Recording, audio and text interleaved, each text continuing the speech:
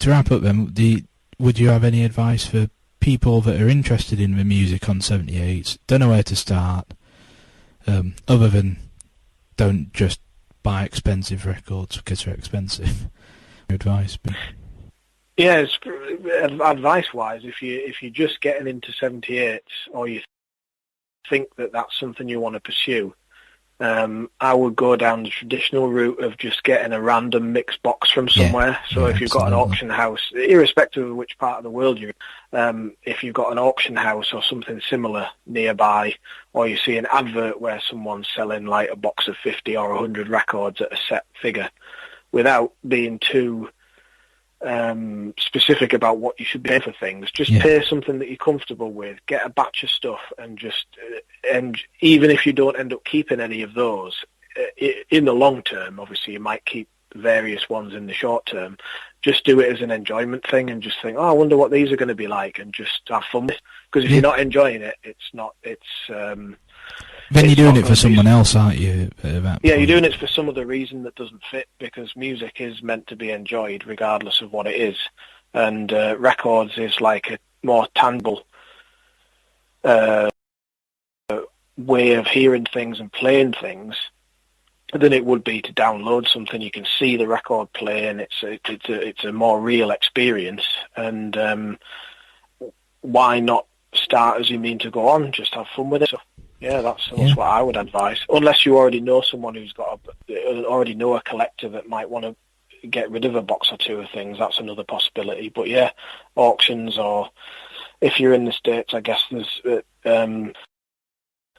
estate sales, garage sales, and Craigslist and things like that. Or over here, I guess you've got Gumtree, you've got ad trader magazines and newspapers and things. So, yeah.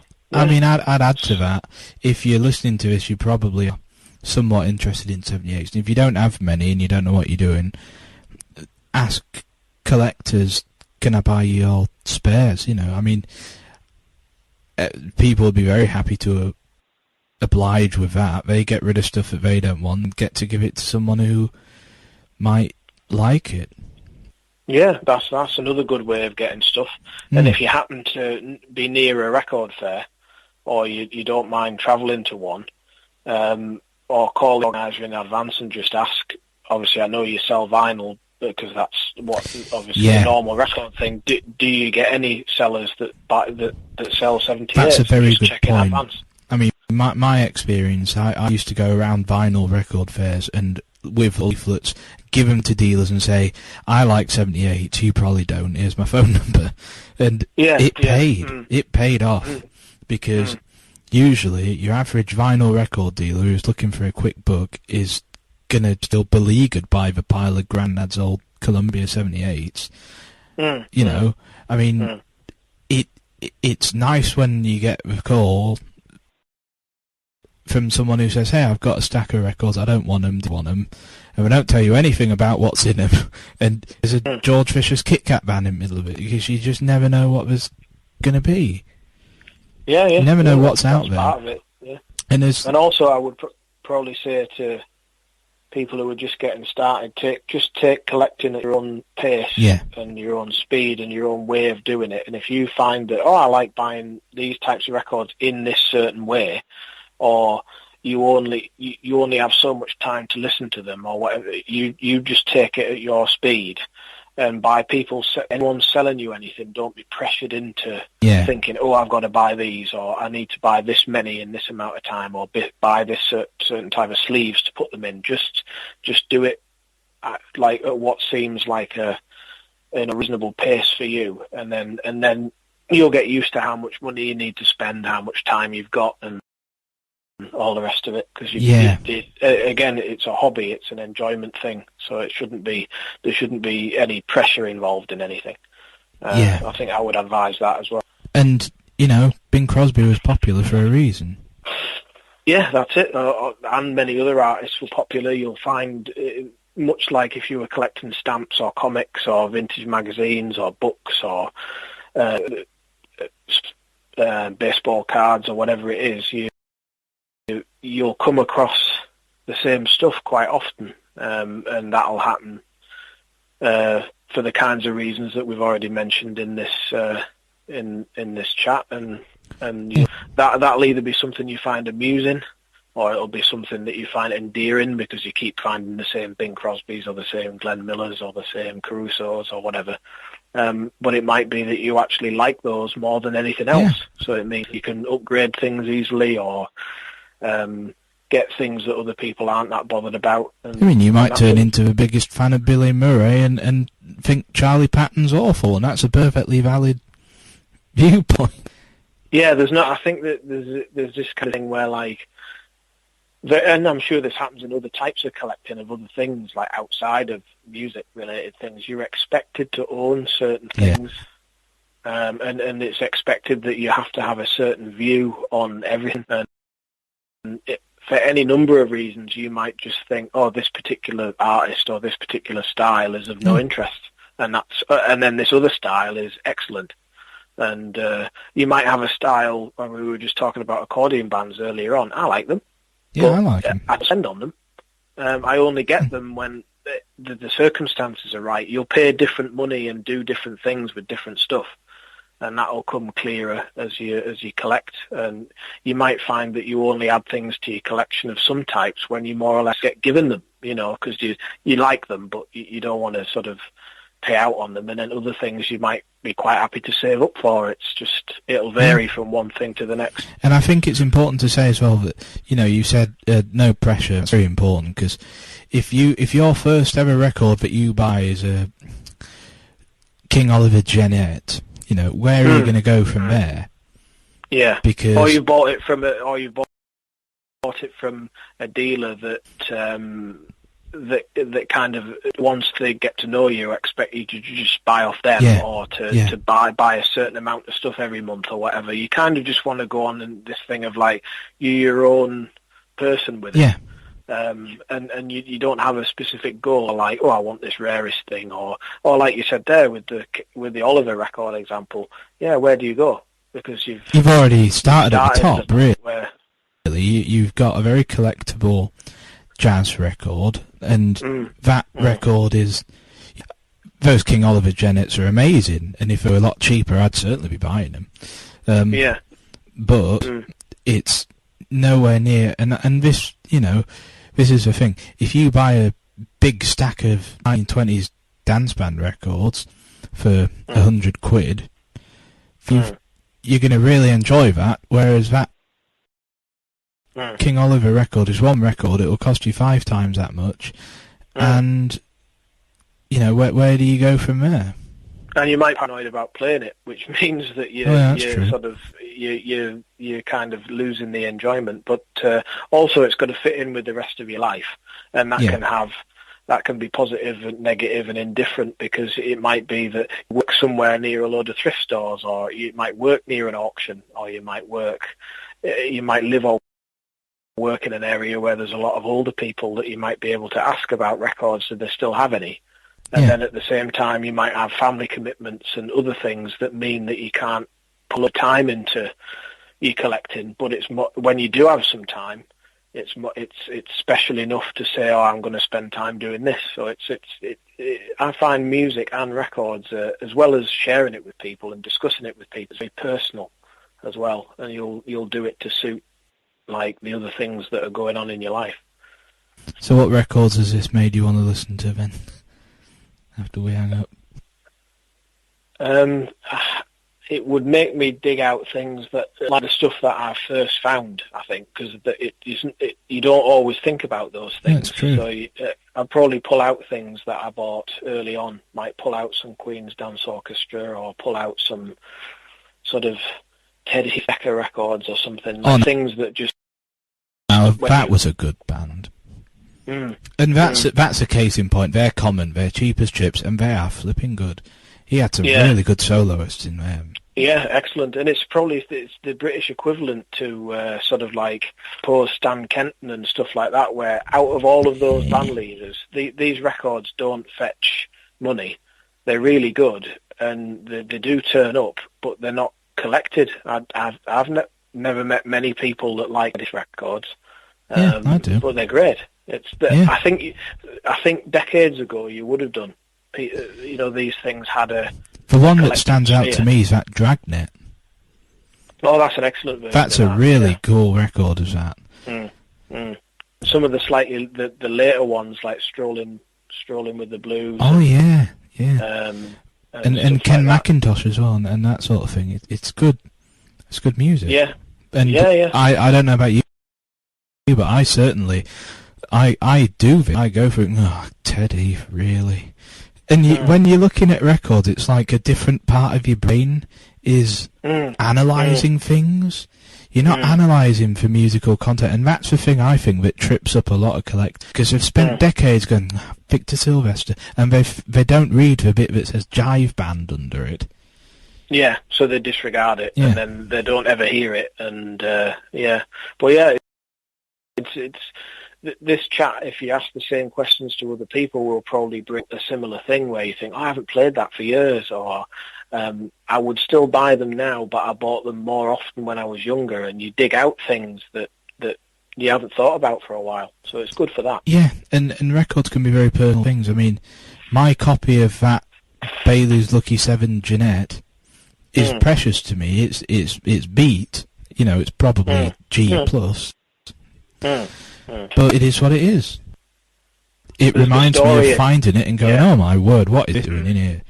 Yeah, there's a story attached to it, and the person you remember what you paid, who you bought it from, where it was, and I think of a time when I bought some 78s from a guy in Yorkshire, sort of between Thirsk and York. Was it Kilburn or somewhere? What a village anyway, up that sort of way.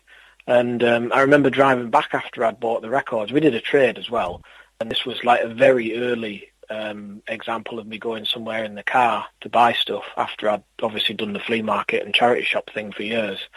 And like, I've still got quite a lot of those records, and I've passed other ones, like so you've ended up with some of the stuff. And just driving back in the summer on like a nice evening when it was just starting to not get dark, but the sun was going down a bit, and it was just like, what a great thing to be involved in, what a great hobby, going somewhere after work and just during the week on a nice day, and it's the full package. It's not just the records, it's the meeting people, and I remember that vividly, doing that. And that's, you get that stage where you're like, you look back on these things not as, it was a good deal, even though it was like, there's more to it than that, and it's like, it becomes it's like, this is going to stay with me, this hobby. It's not, I did it for a while. I mean, I remember when we first started trading records, which is going back, 7 years ago? Yeah, something like that, yeah. And I remember sitting in the car with my mum going, bloody hell, I've just got loads of Zonophones and Twins and stuff in exchange for some swing records I didn't really want. Yeah, and then they're just sitting there going, I've got some stuff. Yeah, that's the thing about trade, isn't it? Because you were probably sitting there going, wow, I just got loads of decent swing records in exchange for some Zonophones I didn't really want. Yeah, and that's the other thing about it as well, is that if you're doing that fairly early on in your collecting, or when you're younger, which is quite a good example of us two, is that you think, there's someone a bit like me that does the same thing. Because if you didn't have any school pals doing it with you, or you didn't have a brother doing it, or a cousin, or which are examples that do exist, people used to do that. If you're doing it on your own, you kind of think, there's someone who's normal as I am doing it can be a very lonely hobby, can't it, 78 collecting, especially when you're not in the mega blue crazy person club of... Yeah. There's a Facebook page, like the rarest 20s jazz 78s, and I just look through it, I'm like, gosh, I've never heard any of these. And because I don't belong to that club, I'm there going, wow. But there'll never be a page for really uncommon ragtime records that, it may well be that I have the only copy of some of this stuff. Yeah, but you never hear about it. Yeah, rarity and price and status of things is varied and not connected. Yeah, but some collectors are never going to fit in any particular club. I don't know anyone else who collects Sidney Colton, Hubert Isdale, and singers of that ilk, but I do. And so when I met Alan, I was like, oh, that's good. There's someone else who's collected this, and because he'd been doing it 40 years before me, 50 years before me, he had access to very nice copies of things. And when that happens, it's like a light bulb moment. It reminds me of why I started collecting in the first place. I mean, it's quite possible that when you and I met, which I think was because I posted a message to one of the old Yahoo groups, I'm looking for acoustic records, you probably thought, didn't know anyone collected that. Yeah, because I'm sure there'll be people, probably not just one person, but multiple people that are out there somewhere that do actually collect the type of stuff that you've just mentioned, if you just take that as an example. Yeah. But they buy overpriced things there, or they don't buy very many things regardless of the method, because they're in the position that you're in where they think, oh, nobody else buys this, because you haven't actually crossed paths, you've never met. You don't think that anyone else exists, and you just think, oh, I'm just doing it on my own. I'm sure there will be. Yeah. Sure it will happen, but it's just a case of how do you, very much like that question you asked about bringing new people into the hobby, it's like, how do you do it, and how do you keep them interested in it? And obviously it's up to them whether they do interested, but it's like, it's you have to actually meet these people. It's very good to correspond on Facebook or by email. That's excellent, that's brilliant, but to actually meet up with people is where you get the social side, and then you bring extra people in at different times, and that's when I think it grows. I mean, I have always found my particular branch of 78 collecting very, very isolated, because I have never met anyone else who gives a, who knows who Jesse Broughton is, for example. I see what you know what I like. Yeah. These very obscure records, very popular 110 years ago, of parlour ballads, drawing room ballads, and even the more collectible thing, ragtime type stuff. I don't know anyone else who, for them that's their collecting big deal, and it is for me. And so when I think Stephen was the only person I ever knew who collected that sort of thing, other than me. And collectors, believe me, I mean, if anyone is listening to the end of this, have done very well. But as you'll find out, collectors could talk about records until the cows come home. It is a very immersive hobby. Yeah, we could do dozens of these and then still want to. And we would, exactly. And there would still be questions, and there would still be stuff going on. And that's the beauty of it. I don't know that collectors of, specifically of vinyl records, I don't think there's that kind of scope. It's much more every man for himself. I think it's much more cut and dry than 78 collecting, because there are so many facets to 78 collecting. Yeah, I think with vinyl, unless you collect like acetates or demos or things that do fall outside of the norm, you basically collect a certain style or a few styles. And you're a collector, and you perhaps befriend people at record fairs or buy rarities on the internet and things, and that's about it. Or you fit into the DJ category, whether it's rockabilly or soul or reggae or whatever, and that you just play what people want to hear. That's the fad of even though the music's older, it's whatever's in time, and that's a very cliquey in the club or not in the club scenario. And I think that's pretty much what vinyl is. But as you say, 78 is and can be and should be a more varied and welcoming scenario. It's just that we're all set out location-wise. I think that might be a big factor. It's a much smaller community as well of people. Yeah, smaller, but then spread out, so it seems sparse when perhaps it could be less so. I mean, I was thinking about what questions to ask, and one of them that I kind of ruled out was, what was your most significant find? But I can't really define significant. Because to me, my most significant find was a song from Leslie Stewart's "For Belle of Mayfair," sung by Stanley on G&T. I've never heard of anyone else who has it. Mark Beresford has looked high and low, and he doesn't have it. He's not ever found it. No one's ever seen it. Blah blah blah blah blah blah blah. But nobody cares, you know. But it's but that's like significant to you, but also significant even regardless of any value situation, money-wise. It's a rare record. Oh, it certainly is a rare record. And it needed to be saved. But I mean, I could have used that Dr. Ross example as well. That's the most significant. But actually, as you said, it depends how you define significant. That's a rare blues record in nice condition for a cheap price. But is that what you call significant? I mean, I've got other things that are probably rarer, but not worth as much, and that many people haven't heard of, but I might like it better, or it might have been a more memorable story how I got it, or so that's another type of significant. Yeah, and I think one might have been at a church jumble sale. I found "Pussy" by Harry Roy and Oriole. No, that's a story, especially at a church jumble sale. No kidding. Yeah. Which, you know, it was significant, but I hated it. And I immediately swapped it for a load of music hall records. You got what you wanted out of it, and somebody else got what they wanted. Now, it was significant to me because I got 2 George Lashwood Zonifred out of it.